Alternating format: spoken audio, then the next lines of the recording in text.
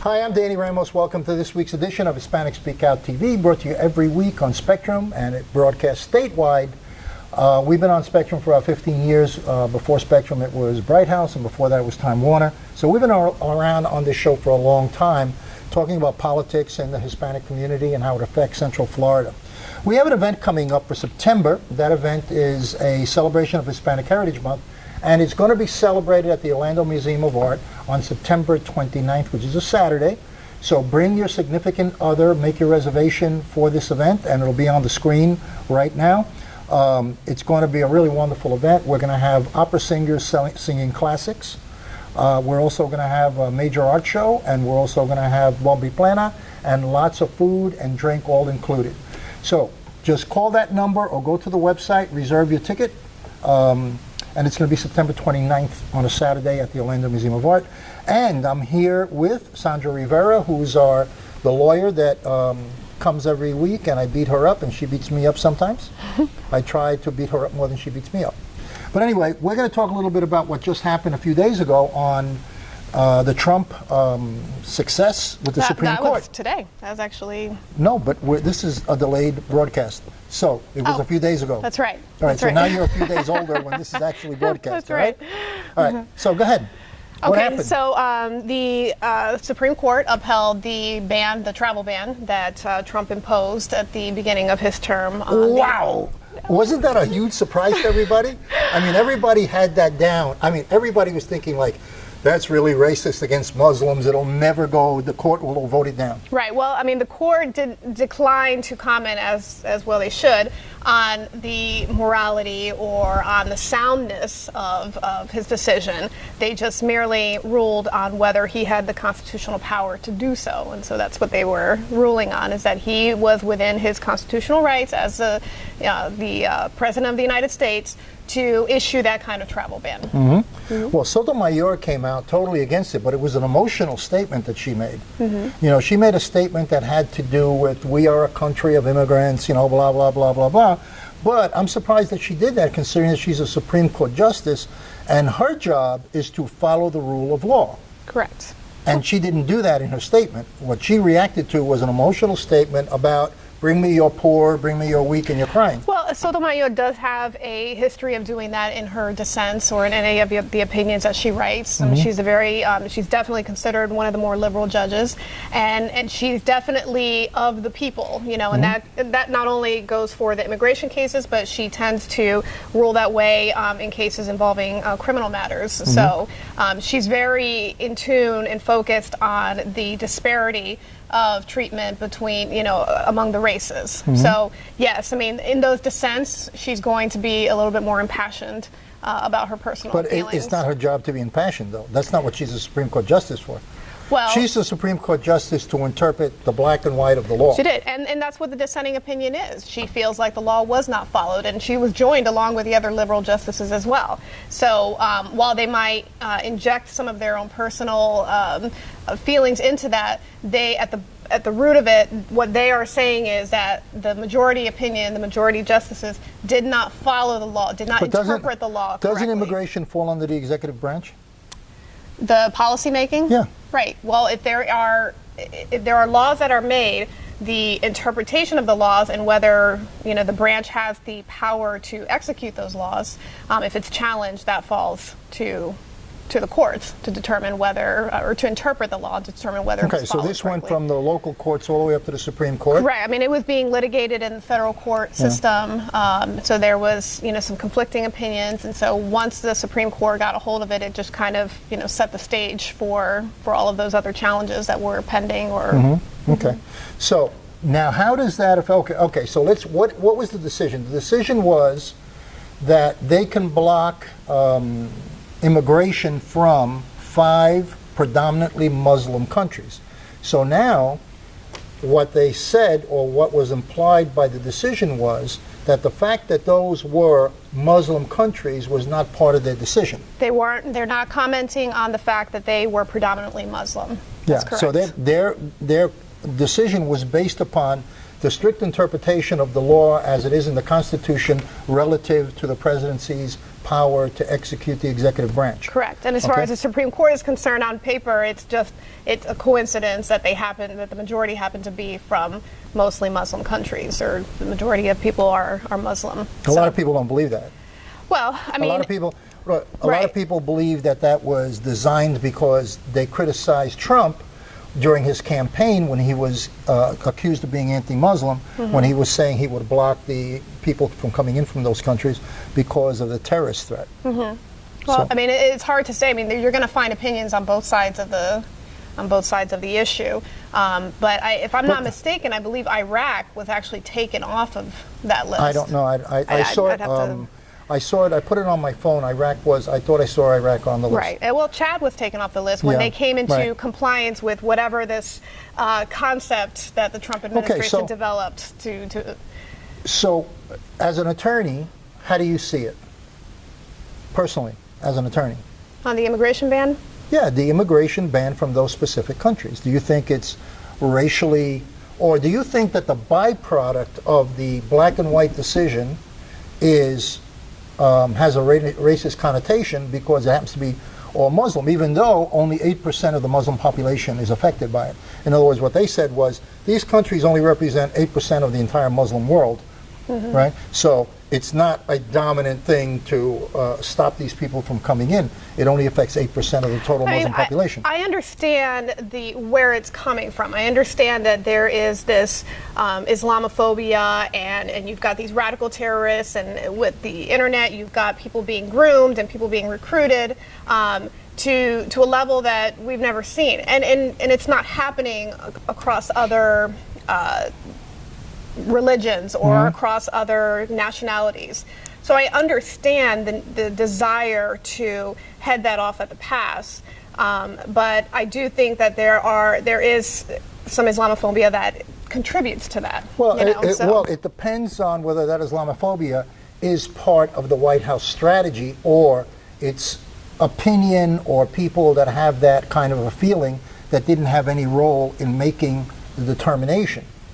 Okay? Because the reality is, one of the criteria is that these countries have extremely poor vetting processes and check systems at the airports. Correct. So that almost anybody can get through on, I'm only saying, I don't have personal experience on that, but I'm saying it because I heard it on various news broadcasts. Well, and that's the argument, yes. The argument is that there is no vetting, that you don't know who's coming in, that there is no background checks on people coming in. Right. So these countries, because they have a poor system of documentation of their own inhabitants, cannot verify whether these people have a negative terrorist background or they're decent people. There's no verification. There's very little verification. And if that's the rationale, then I have no opposition to that. I have no Yeah. problem with that. Yeah. I can't say But that I that's know what the vetting process is for each individual country and at their ports of entry, but that is a logical and a valid reason. Okay. We're Well, gonna let me protect ask our you a borders. general opinion, Sure. okay, which has no foundation for fact. All right? Always a good place to Okay. start. Yeah, right. Okay, so now you're in a country like Saudi Arabia, or you're in a country like Iraq, or you're in a country like whatever it is. And do you think that people can process passports in the black market I mean, in countries like that? Yeah, falsified identities and get through? Listen, I think the resourcefulness of criminals in general never ceases to amaze And as me. a criminal lawyer. As a criminal lawyer, Yeah. I'm constantly surprised at the level that people have reached and will go to, and I feel like if we can take some of that resourcefulness and do it for something positive, I mean, this world right, would be amazing. so- But no, I believe that it can happen. I have no idea how we Yeah. go about doing it. I mean, you got to have some nerve to even try it, but yeah, Well, absolutely. nerve in our case, but Yeah. in their case, it's desperation. Sure. All right, so now the next step is now the Supreme Court has given the Trump administration and the President of the United States under his executive branch the power to make major determinations regarding immigration policy. Regarding the travel ban, I mean, they kept it now, limited to that. But it's all national security related. Sure. Okay. Now, how does that transfer to the southwestern border? Now, of people flowing over the border, you don't know who they are. There's human traffickers, there's drug dealers, you don't know who's coming in with kids, you don't know who's not coming in with kids. So how does that transfer, does that transfer, that ban transfer over to the southwest border?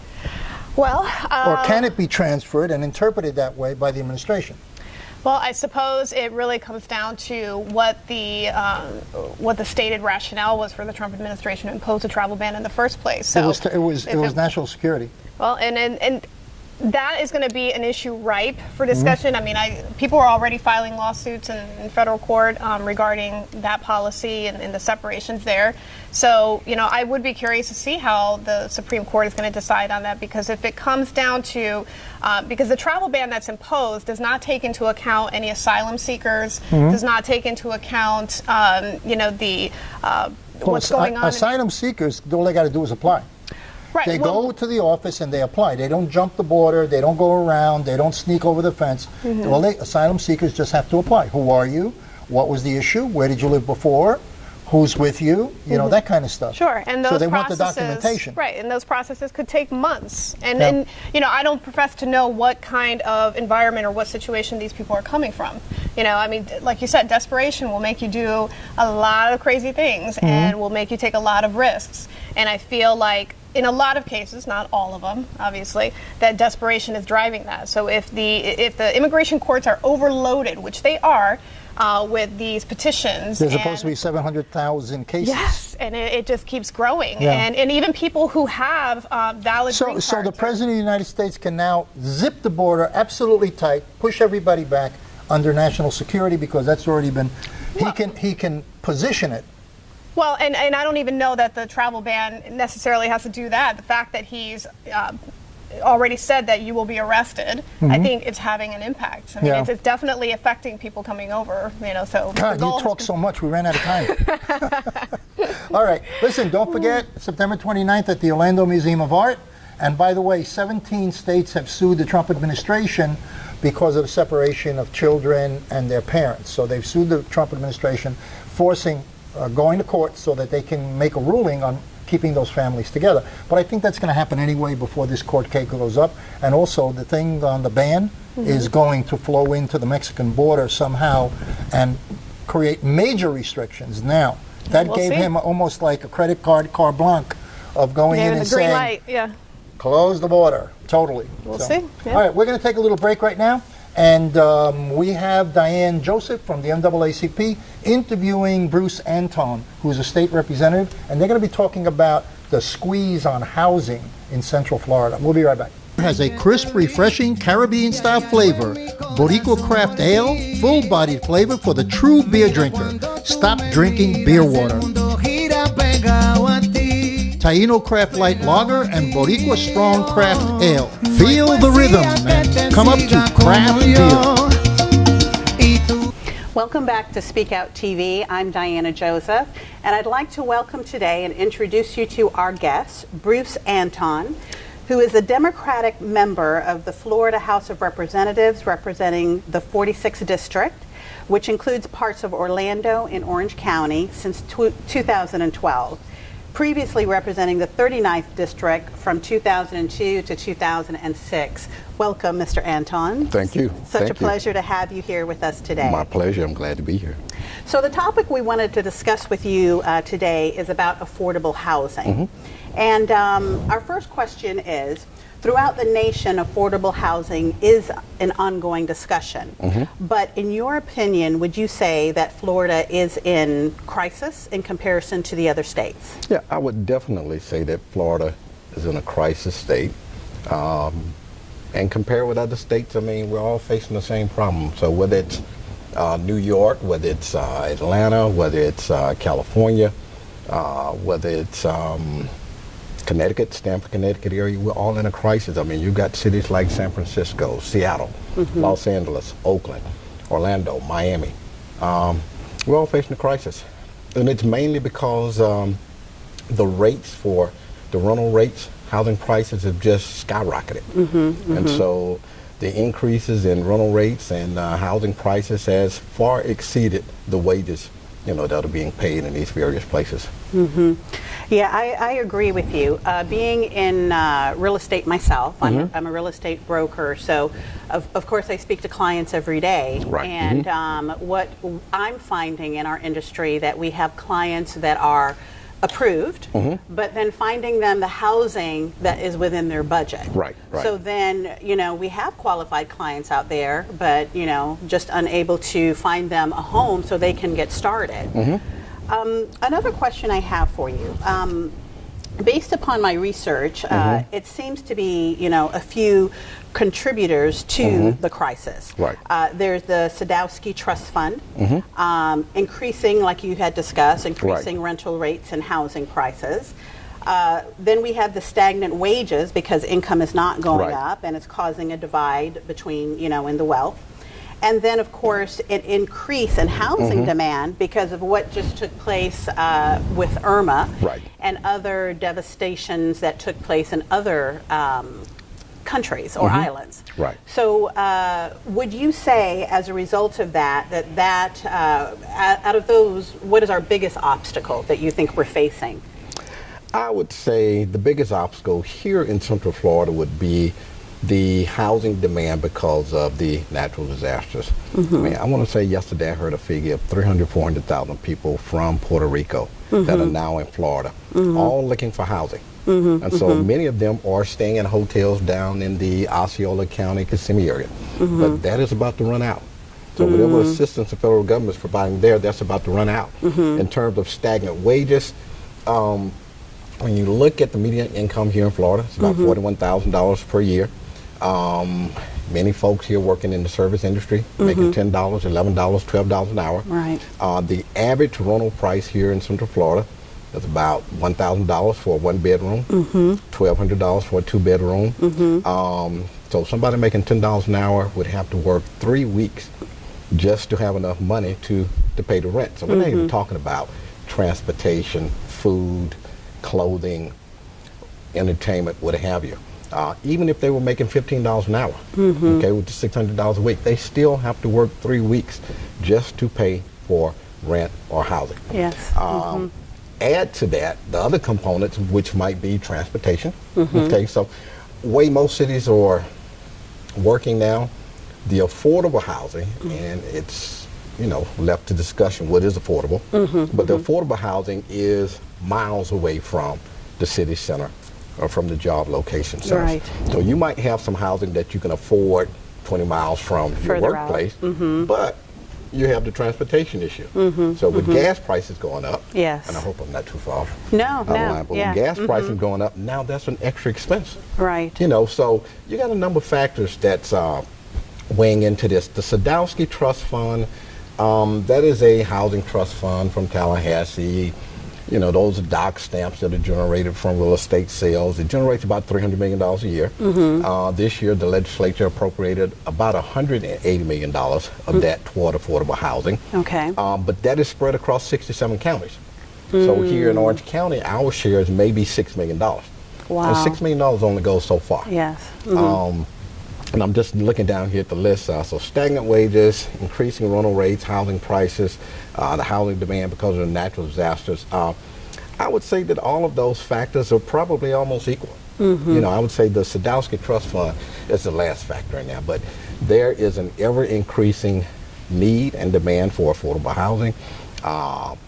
Central Florida, South Florida, West Florida just hasn't kept up with the demand.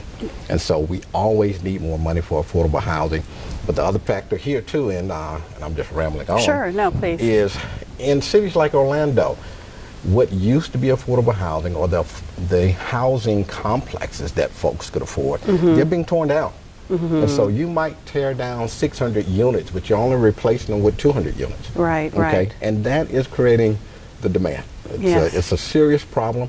And I am not sure what the solution is right now until everybody gets on the same page. So starting from the governor, the legislature, the local governments, we've all got to get on the same page and decide that we're going to do something about this. Well, this is also an economic development issue.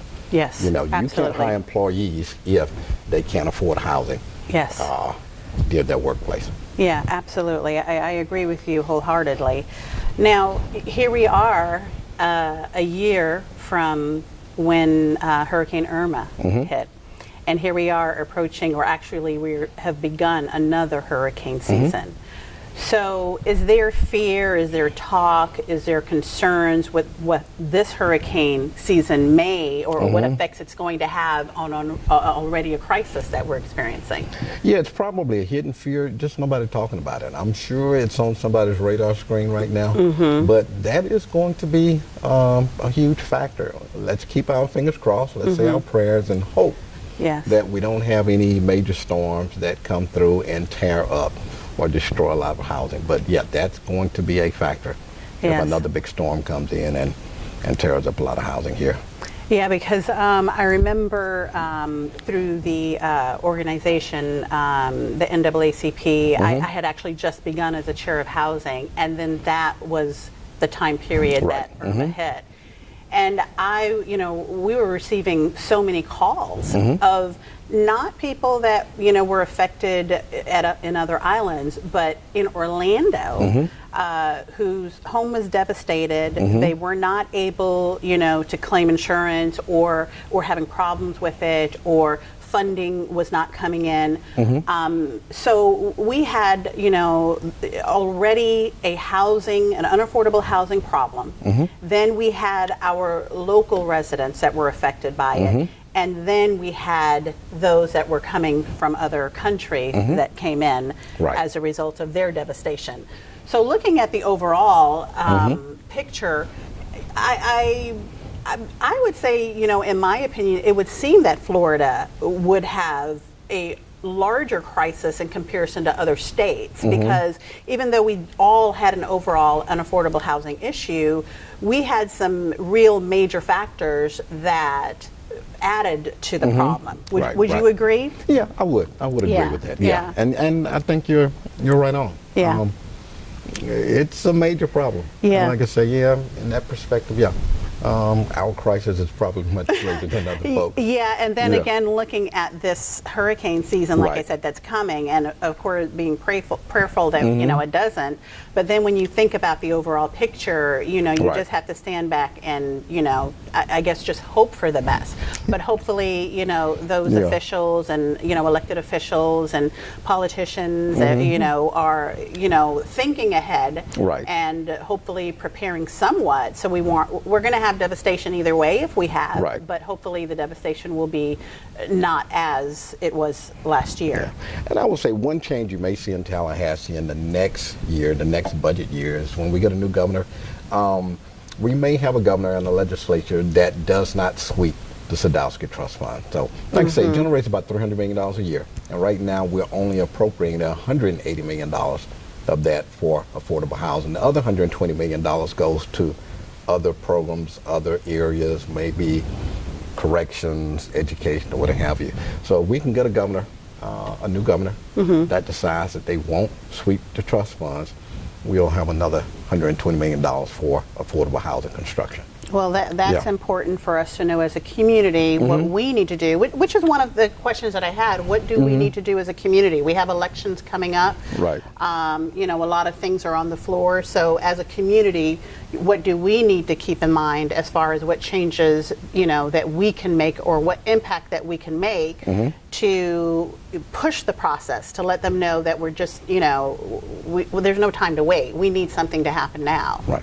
Well, the one thing I would say is that everybody needs to be their own advocate. And so folks need to advocate for more affordable housing, more dollars put toward affordable housing. So not only advocating at the state level, but at the city level and the county level, because all three areas of government, are involved in affordable housing construction.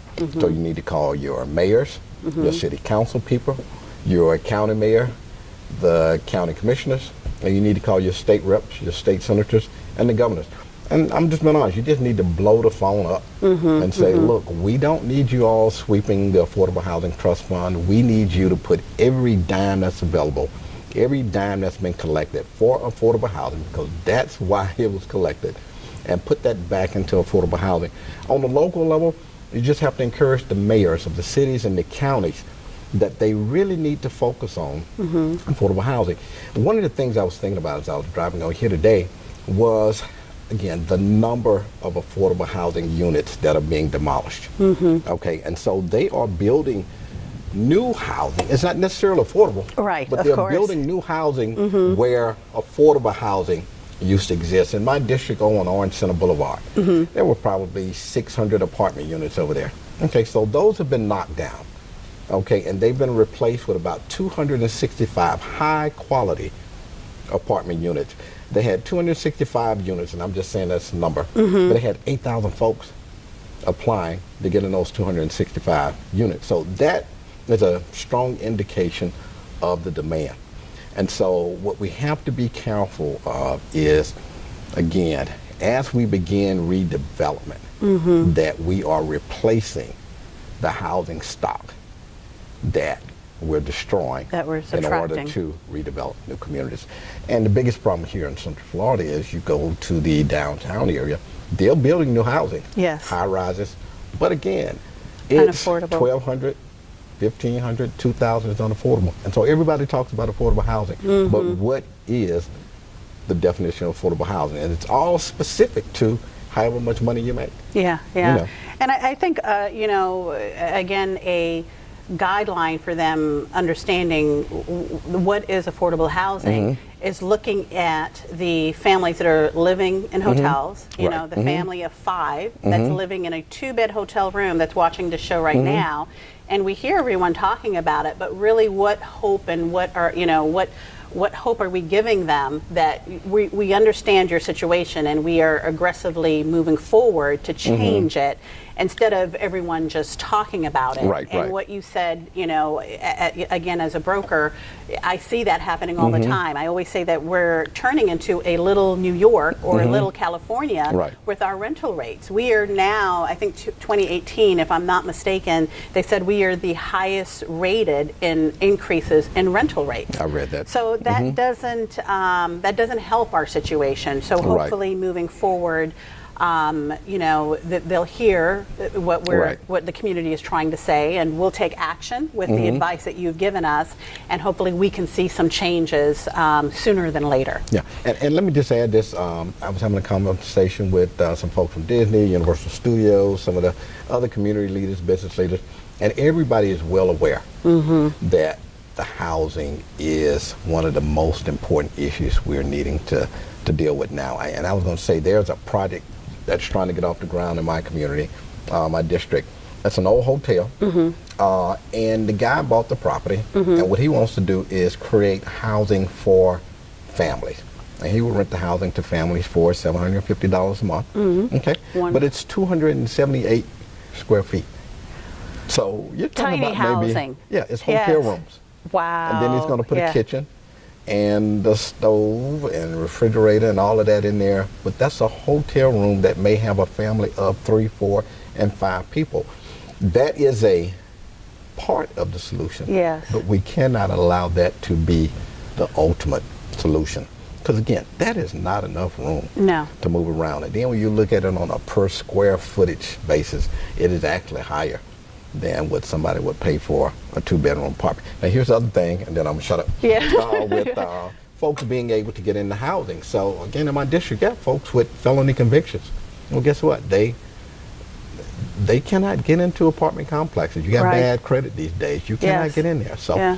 now they're all living in these, I call them welfare hotels, but on Orange Blossom Trail, West Highway 50, Lee Road, East Highway 50, down in Kissimmee on 192. But I mean, that's just how bad the crisis is here in is. Central Florida. Yeah, So yeah. please forgive me for talking so much. No, I appreciate it, and we're going to be wrapping things up. But again, it was a pleasure having you on the show today. Okay. And as a community, we do have to remember that we do need to do as Representative Anton has stated today. It does take our part to let the legislative know and politicians that we need to make changes immediately and sooner than later. Thank you again for being on the show today and being with us, and you have a good night.